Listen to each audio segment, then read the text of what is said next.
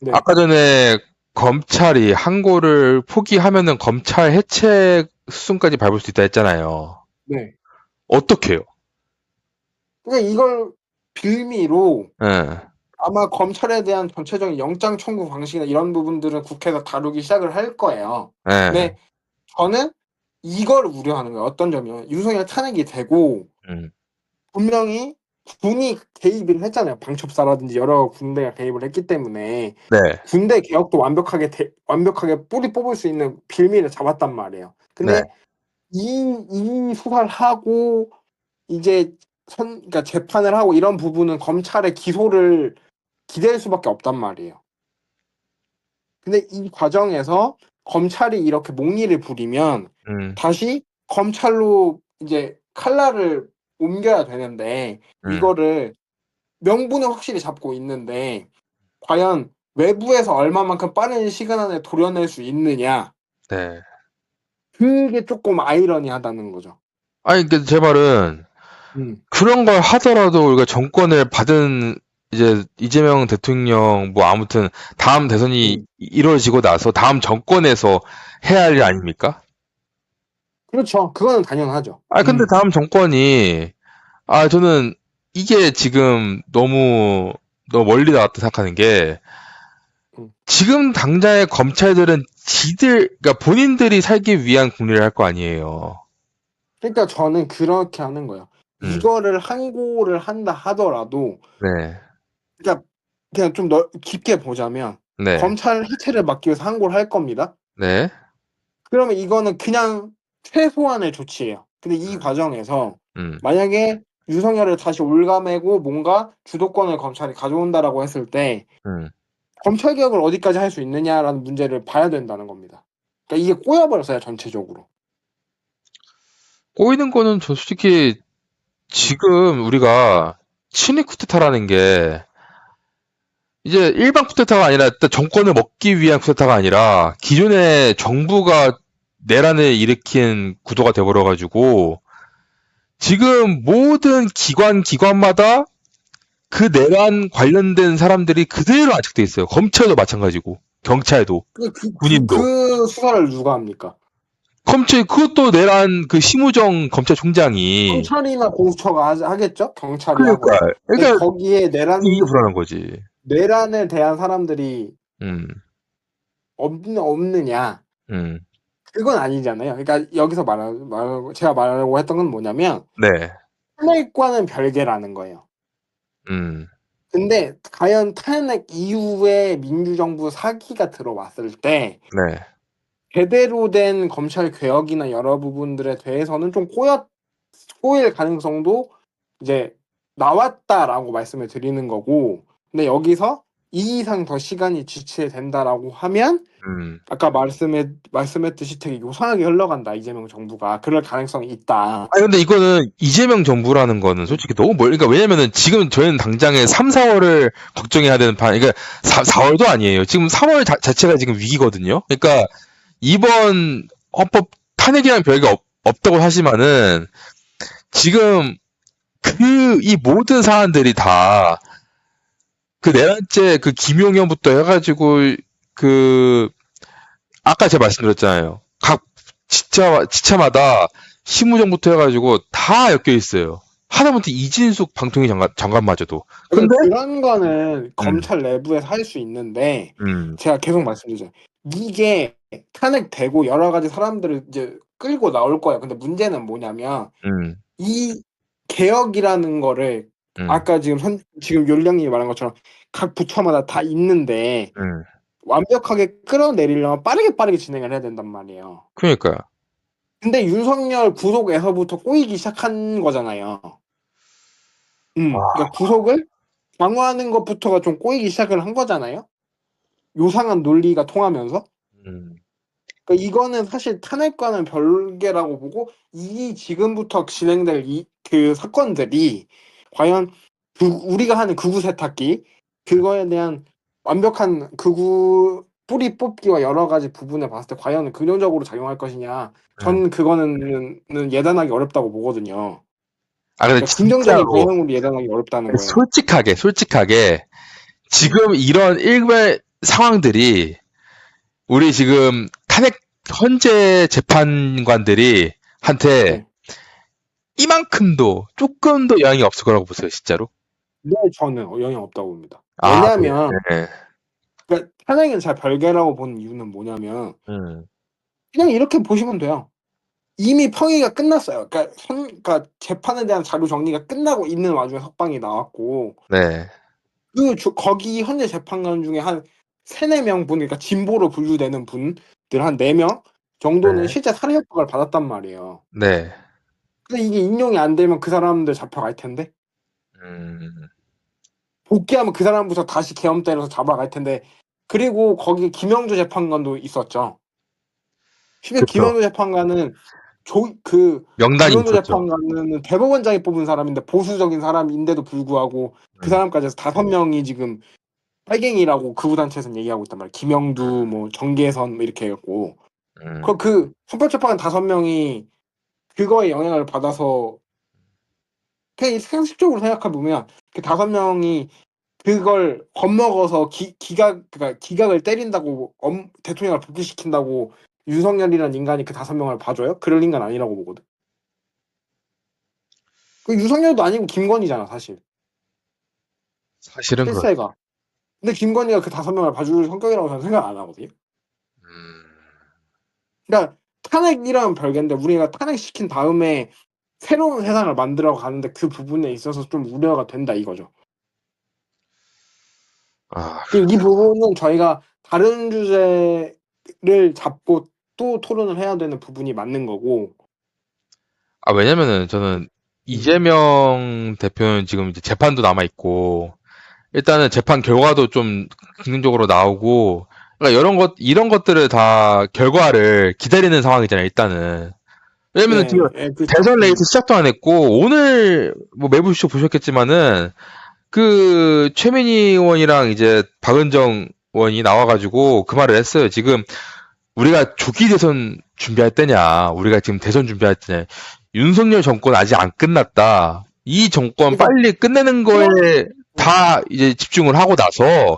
확실하게 정리하고 나서 대선을 준비해야지. 근데 이게 얼핏 들으면은 이제 수박이나 그 외부의 그런 사람들을 저격하는 것처럼 들리지만 거기에 전 이재명도 포함되어 있다 보는 거예요. 이재명 대표도. 그러니까 저는 그거는 있다라고 봐요. 뭐냐면 네, 저는 탄핵은 거의 확정이라고 보고 네, 이건 불안하실 수 있으니까 확정적으로 제가 말씀을 드리고 들어갈게요. 네, 탄핵은 확정인데 네, 예를 들면 이런 거죠. 이재명 대표의 제가 알기로 2심 선고일이 네, 25일, 26일 그때로 알고 있거든요. 25일, 26일. 음, 그리고 나서 아마 제가 알기로 헌재가 판결이 늦어지면 21일, 22일 그때로 알고 있습니다. 지금 얘기가 음, 나오는 게 확정은 아니고요. 네, 근데 이제 윤석열이 탄핵되고 나서 이제 전환이 되면 그 부분은 저는 많이 좀 국면이 다시 달라질 거라고 보는데 긍정적으로. 음, 그리고 사실 이재명 대표의 2심 결과에 따른 건 저는 큰 영향은 없다고 보는데 사실 저는 냉정하게 말씀을 드릴게요. 윤석열이 탄핵이 먼저 나온 상황에서 음, 그 2심 결과 하나 때문에 이재명 대표가 흔들흔들한다라고 하면 음, 흔히 얘기하는 이재명 캠프의 능력이 많이 떨어지는 거죠. 음, 우리가 이재명의 재판 결과 때문에 그것 때문에 불안해서 지지하는 게 아니에요. 음, 이거는 이재명 대표의 지지자분들이나 많은 이재명 대표를 지지하는 국민 여러분들께 말씀을 드리자면 이재명 2심 나와서 2심 유죄 나오면 어떻게 이게 아니라 네, 저 사람이 2심에서 유죄가 나오더라도 음, 지금 시대 상황에서 최대한 내란을 수습하고 새로운 시대를 열 수 있는 지도자라는 걸 알기 때문에 50%의 지지율이 나오는 거예요. 음, 근데 만약에 그러니까 이거는 재판 결과와 상관이 없다는 거죠. 그리고 그러니까 율량님도 아시겠지만 우리나라는 3심제란 말이에요. 음, 그러니까 이게 뭐 대통령 당선돼서 뭐 3심이 또 진행된다, 멈춘다 이거는 나중 문제고 다퉈봐야 될 문제고 네, 저는 뭐 그거 좀 의미 없다고 보는데 네, 어찌됐든 그건 나중 문제고 네, 2심에서 유죄가 떠가지고 흔들흔들 거리는데 음, 이 부분에서도 이재명 대표의 지지율이 굳건하면 아무 문제가 없어요. 이거는 명백한 사실이고 근데 이것 때문에 막 이재명 대표 지지율이 갑자기 40% 초반대 한 7, 8%가 빠져서 42, 43 이렇게 가요. 그래서 실제로 막 야당 후보, 그러니까 다른 민주당 후보들 합쳐나 30대 중반 나와요. 한 6, 7% 차.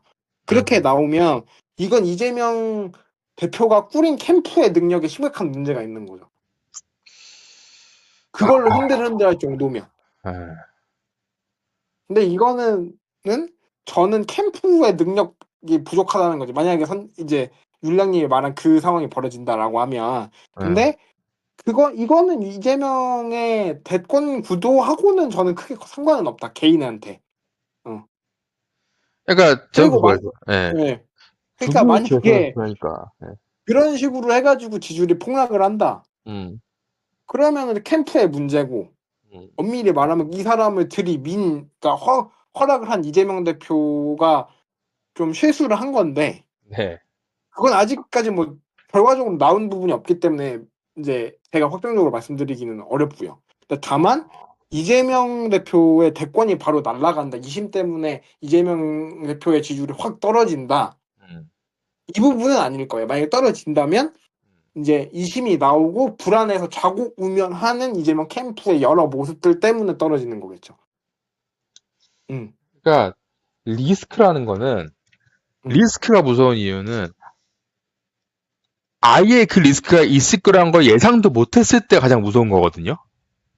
네, 근데 근데 이 리스크는 저는 그렇다는 거예요. 그 근데 리스크는 예, 말씀하세요. 그러니까 좀 다를 수 있는데, 그러니까 전 그 리스크는 계속 내재해 있었다고 봐요. 그러니까 이재명 대표가 당대표가 되고 나서 1기 당대표 때부터 뭐 대장동이며 성남 FC며 여러 가지를 기소를 당했잖아요. 근데 그리고 뭐 위증교사도 있었고 사실 그리고 원래는 위증교사가 더 위험하다라는 분위기가 있었던 것을 저는 알고 있고 초창기만 하더라도 근데 다른 거는 피해갔는데 김문기 몰랐다 이걸로 지금 걸린 거잖아요. 그러니까 사실 리스크는 저는 내재되어 있었다고 봐요. 근데 이게 조금 구체화된 거죠. 1심 유죄를 통해서. 네. 근데 이거는 이제 내재된 리스크라고 보는 거고 지금 이제 율량님이 말한 것처럼 그러니까 리스크인 줄 몰랐는데 리스크가 구현됐을 때 더 큰 위험이 온다라고 말씀하셨잖아요, 방금. 네네네. 근데 저는 생각하지 않은 리스크가 음. 그러니까 이재명 대표는 덤덤한데 이재명 캠프에서 좌고우면할 때. 아니 캠프가 아니라 민주당 전체가 지금 그러니까 야당 전체가 그러진 않을 거예요. 아무도 예상 그러진 못 않을 거고. 그러니까 아무도 예상 못했잖아요. 이번에 오늘 이 결과가 나올 거라는 거를 야당 측에서는 다 예상을 못했으니까 다 충격받은 거잖아요. 오늘 이런 그러니까 저는 이거 결과에 대해서. 자체가 이재명 대표의 당선과는 아예 크게 상관이 없다라고 보는 거고 아직까지는 그거면 이제 그렇게까지 가면 진짜 좀 아니, 그러니까 고개를 세게 돌리는 거고. 제가 이거를 당선에 연결시키는 게 아니라 이거는 저는 지금 당장을 말씀드리는 거예요. 그러니까 이런 위기가 있을지 몰랐는데 오늘 이 위기가 한번 터졌어요. 그러면은 이 위기가 앞으로 없을 거라는 장담할 수가 없는 거예요, 이제는. 그거는 기본이죠. 그거는 그러니까. 당연한 거고. 근데 이제는 우리가 뭐 상상의 나래를 펼치면 안 된다. 우리가 뭐 걱정하면 이게 아니라 할 수 있는 걱정은 다 하고 아니, 그러니까 할 수 이거는 있는 그런 리스크를 거예요. 우리가 미리 다 그러니까 대비를 해야 되는 상황이라는 거지. 저는 이걸 뭐라고 생각하냐면 음. 율랑님의 의견을 뭐 반박하는 게 아니라 네. 맞아. 그런 식으로 위기는 올 수 있죠. 근데 바로 오늘 의총을 해가지고 이제 박균택 의원 나오고 뭐 최기상 의원 나오고 여러 명이 회의를 해가지고 이 부분에 대해서 계속 회의를 하고 있고 네. 의총이 바로 열렸잖아요. 네. 근데 이제 저는 그렇다는 거예요. 이렇게 됐으면 이제 네. 열었으면 네. 수습해 나가면 돼요. 근데 네. 여기서 진짜 좌고우면하잖아. 막 사무총장도 좀 하고 막 만약에 박첨대 원내대표가 좀 당황하고 막 이랬으면 이 이후에 의총 이후에 그러면 진짜 이건 리스크가 돼요. 근데 그런 모습은 아직 아니었기 때문에 이제 이 앞으로 나오는 리스크가 더 이상 이것보다 더 큰 리스크가 터져 나오지 않기를 민주당이 더 열심히 해야죠. 그거는 당연하고. 민주당이 잘 대비를 해야 되는 수밖에 없는 거잖아요, 이제는. 그렇죠. 근데 그거는 당연한 거예요. 왜냐면 이재명 네. 대표가 그러니까 이거는 저도 당선과 분리해서 말씀을 드리는 거예요. 이재명 대표가 우린 중도보수 정당이다. 국민의힘이 못했던 역할까지 하겠다라고 선언을 했잖아요. 네. 그거에 대해서 일부 수박들도 동의를 했고 근데 이 문제 하나하나에 민주당이 좌고우면하고 진짜 심하게 흔들리고 있다.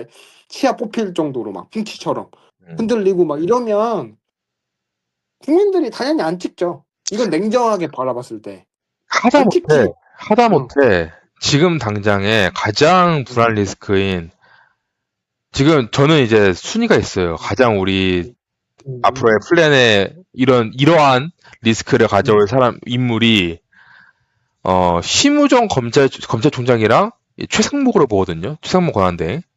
네네네네. 저도 그거는 동일하게 보고 있어요. 그러면 이 리스크에 대해서 진작에 탄핵을 시키고 했어야 되는데 못했잖아요. 저도 그 부분에 대해서는 굉장히 비판적이죠. 그러니까 뭐 심야 시사를 보신 분들은 알겠지만 대비가 안 된다는, 그러니까 대비가 안 되는 건 아니냐 이 말이죠 지금. 그러니까 저는 그 부분에 있어서 그러니까 수사기관에 대한 거는 오늘 회의를 했으니까 바로 진행이 될 텐데 저는 오히려 더 걱정이 되는 건 심야 시사를 보신 분들도 알겠지만 제가 PF 얘기를 하면서 최상목 권한대행이 갖고 있는 기재부 모피아 문제를 굉장히 자주 거론을 했었거든요. 네.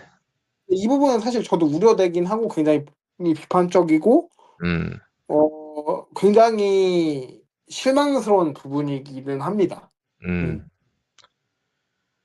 그러니까 지금 우리가 결과로서 그러니까 리스크라는 결과를 맞이했으니까 우리도 그거를 대비하고 있다는 결과를 내야 돼 이제는. 그러니까 이미 그거는 당연한 거고요. 뭐 TF 풀어가지고 국회에서 논의하고 있으니까 그거를 믿고 있을 상황이 아닌 거예요. 이제 민주당도 또 다시 연달아 탄핵을 하든 뭘 하든 역풍이 불든 말든 결과를 내야 돼. 우리가 이렇게까지 지금 이제 하고 있다는 거에 대해서.